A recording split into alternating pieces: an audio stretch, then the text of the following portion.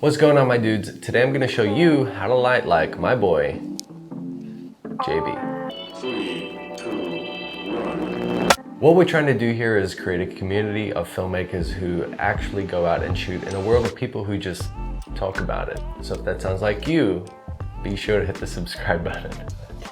Earlier this week, Justin Bieber released a new documentary about himself, and I'm not sure why I started watching it, but I did, and then I watched the whole thing, and it was actually pretty good. So I guess that makes me a believer.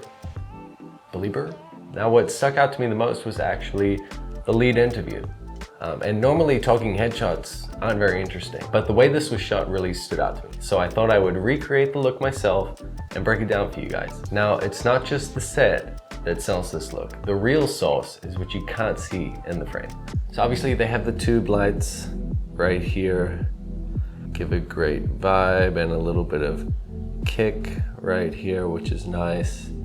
Then they also have a very hard light source coming from the top, and you can see that that is giving him a lot of kick right here on the shoulders and on the hair. Now what really seals in this look is this big soft source right here. This is a technique called Rembrandt lighting. This is commonly used in the industry because it's more compelling than just flat lighting, but it's a little more flexible than, say, side lighting.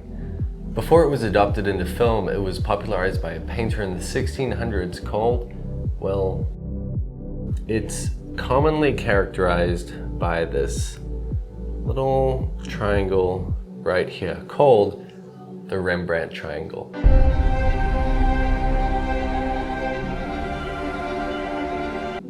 There's one more thing pulling this look together, and it's really subtle, and it's just a catch light in the eyes. So why don't we recreate it ourselves? All right, guys, so this is the studio space. This is what we're working with here. Oh my gosh, I said that like such an American, didn't I?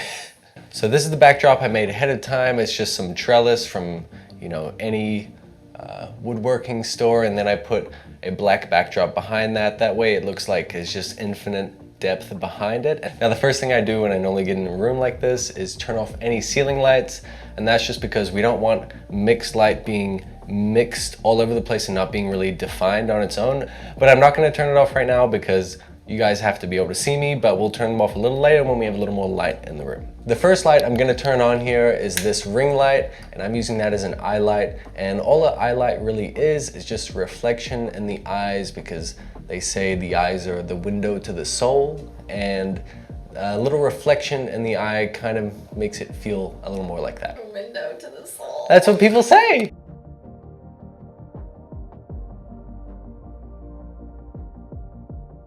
And next we're going to talk about these lights, because these are what a lot of people are really going to be thinking creates the look of this documentary. Really, these are just accent lights or practicals. Practical lights are just lights that you can see in the frame.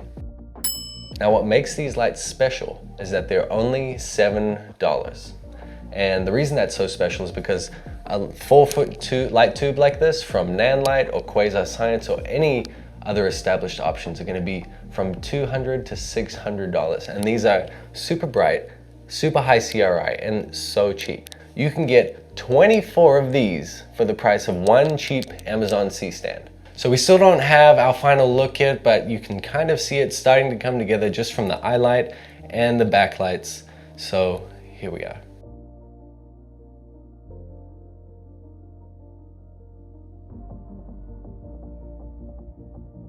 The next light we're going to be working with is the key light. And the key light is really just to be thought of as the main light, the light that really creates the look. And so we're going to be positioning our key light about 45 degrees from the talent at about a 45-degree angle from the ceiling. So we have our trusty Amazon Basic C-stand, and on it we're going to be putting the Nanlite Forza 300. And the reason that I'm using this light is because it's a really powerful light, and I like really powerful lights. That being said, you don't need really powerful lights to get the Rembrandt lighting effect. but it can be helpful when you're dealing with other powerful light sources. All right, so I'm gonna turn it on and let's see how that looks. Now this is an octobox. This would be referred to as a photography lighting modifier. What they would have used is a 4x4 diffusion panel with C-stands and then big powerful HMIs behind it. I could be wrong, but that's my thought.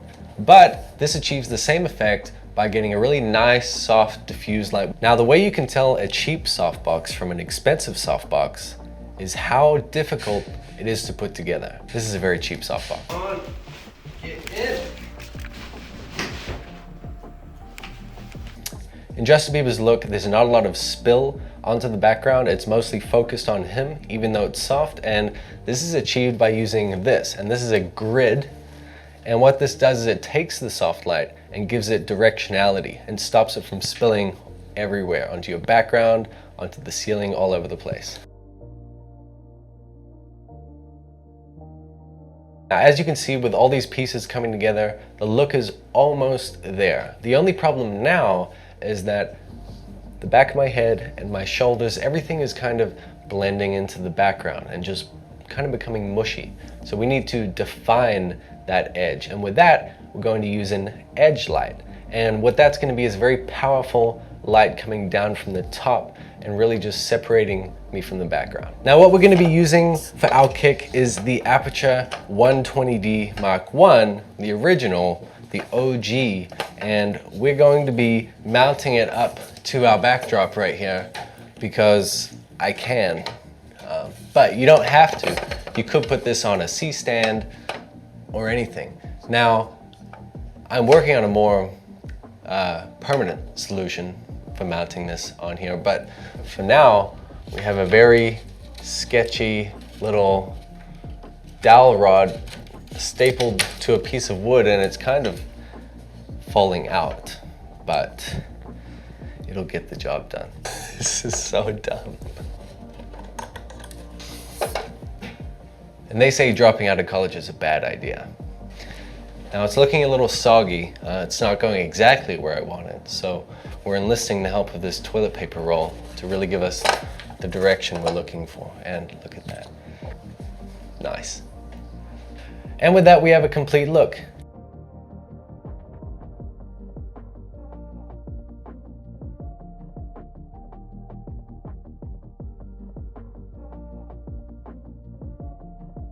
Check it out, isn't it sick?